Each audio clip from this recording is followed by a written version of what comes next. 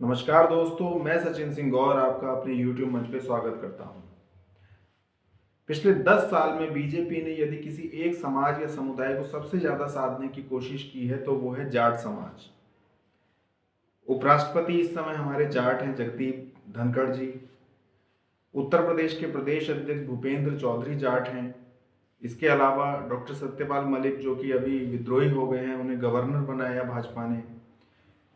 Doctor Satyapal Singh और संजीव बालियान ये सांसद हैं पश्चिमी उत्तर प्रदेश से और दोनों केंद्रीय मंत्री भी रह चुके हैं। इसके अलावा इस समय 17 एमएलए हैं भाजपा उत्तर प्रदेश में, जिसमें 13 भाजपा के हैं, बाकी आरएलडी के भी हैं। 10 भाजपा के हैं और 7 आरएलडी के हैं, तो 17 एमएलए हैं जो कि जाट समाज से हैं पश्चिम उत्तर प्रदेश में। और ये आज तक का हाईएस्ट है, पिछले 25-30 साल में ये हाईएस्ट है जाटों का कि 17 एमएलए बने हैं। जाटों की जनसंख्या जो है वो 1.25% या 1.5% है और ये लगभग उससे 4 गुना है उनकी जनसंख्या से। तो ये भी बीजेपी के कारण ही है। और बीजेपी ने और भी तरीकों से जाटों को बहुत साधने की कोशिश की है, जैसे कि राजस्थान में 6 से 7 एमपी हैं 25 में से, वो भी लगभग उनकी जनसंख्या से कई गुना है। इस तरह से 36 से 37 एमएलए हैं वहां पर। तो सब बीजेपी के कारण ही हुआ है ज्यादातर। तो इतना साधने की कोशिश करी है और उसके बाद भी वोट नहीं मिला है बीजेपी को। राजस्थान में भी बहुत नॉमिनल है और पश्चिम उत्तर प्रदेश में तो ना के बराबर वोट मिला है उन्हें।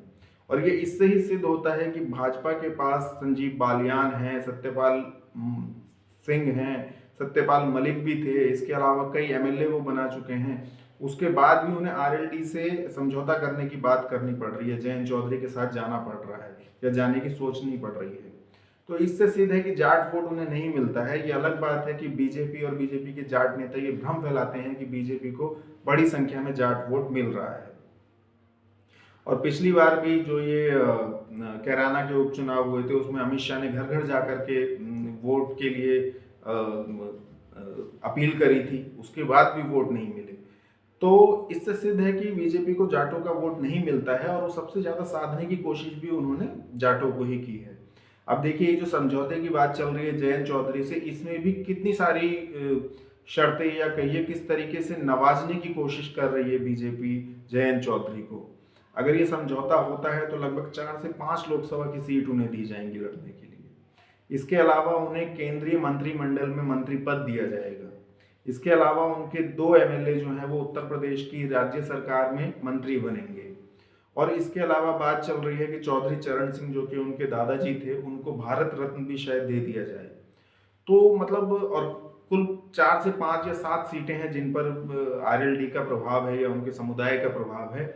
उसके लिए बीजेपी इतनी एड़ी चोटी का जोर लगा रही है और पिछले 10 साल से लगा रही है, वोट भी नहीं मिल रहा है। तो क्या कारण है कि मतलब इतना ज्यादा ये कोशिश कर रहे हैं? बाकी किसी समाज के लिए आपने नहीं देखा होगा कि इतना तो पहले उन्होंने उसको नवाजा ही नहीं है, मतलब उनको इतनी सहूलियत या उनको इस तरीके से मतलब साधने की कोशिश करी हो या बहुत सारा कुछ पद या मंत्री पद या सांसद इस तरह दिए हों, ऐसा नहीं करा है। और ना ही ऐसे साधने की कोशिश करी है। तो सिर्फ जाटों को ही ऐसा क्यों करा जा रहा है, और वो भी तब जबकि उनसे वोट भी नहीं मिलते हैं? इसका कारण है कि जाट समाज से बीजेपी डर रही है।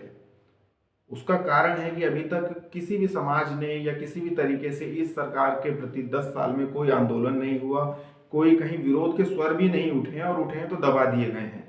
लेकिन सबसे ज्यादा जो आंदोलन किए हैं, सबसे ज्यादा जो विरोध किया है और ईंट से ईंट बजाई है सरकार की, वो जाटों ने बजाई है। चाहे वो किसान आंदोलन के रूप में हो, टिकैत जब आए किसान आंदोलन के थ्रू, तो उन्होंने पूरे 1 साल तक हाईवे जाम रखा। पश्चिम उत्तर प्रदेश गाजियाबाद वाला हाईवे उन्होंने जाम रखा। हरियाणा और पंजाब के जो जाट किसान थे उन्होंने पानीपत वाला करा, उधर बहादुरगढ़ साइड भी उन्होंने करा, नोएडा साइड भी करा, हर जगह उन्होंने जाम कर दिया था दिल्ली को। 26 जनवरी को वो ट्रैक्टर की पूरी रैली लेकर के आ गए थे और दिल्ली में घुस गए थे और पूरा उन्होंने उथल पुथल कर दिया था सब कुछ। तो बड़ी मुश्किल से मतलब 1 साल तक ये किसान आंदोलन चलता रहा और बीजेपी को या मोदी जी को समझ ही नहीं आ रहा था कि क्या किया जाए। बाद में वो खुद आए और हाथ जोड़ के माफी मांग करके तीनों बिल वापस लिए और किसानों को, जाट किसानों को विदा किया उन्होंने किसी तरह से। फिर दूसरा था कि ये जो महिला पहलवानों का आंदोलन हुआ, वो आंदोलन भी बड़ा लंबा चला, बार बार चला और अंत में उनको कुश्ती संघ को भंग करना पड़ा और उनकी मांगे माननी पड़ी। और अभी फिर से ये किसान आंदोलन शुरू होने वाला है। तो इतना साधने की कोशिश करने के बाद भी लगातार आंदोलन होते हैं और उसके बाद भी वोट भी नहीं देते हैं।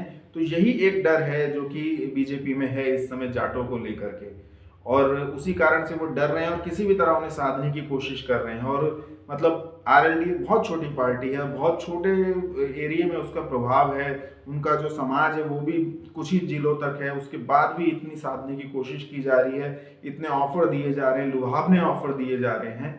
तो ये सिद्ध करता है कि बीजेपी जाटों से बहुत बुरी तरह से डरी हुई है। तो मेरी बात से आप कितना सहमत हैं ये कमेंट करके बताएं, और वीडियो देखने के लिए धन्यवाद।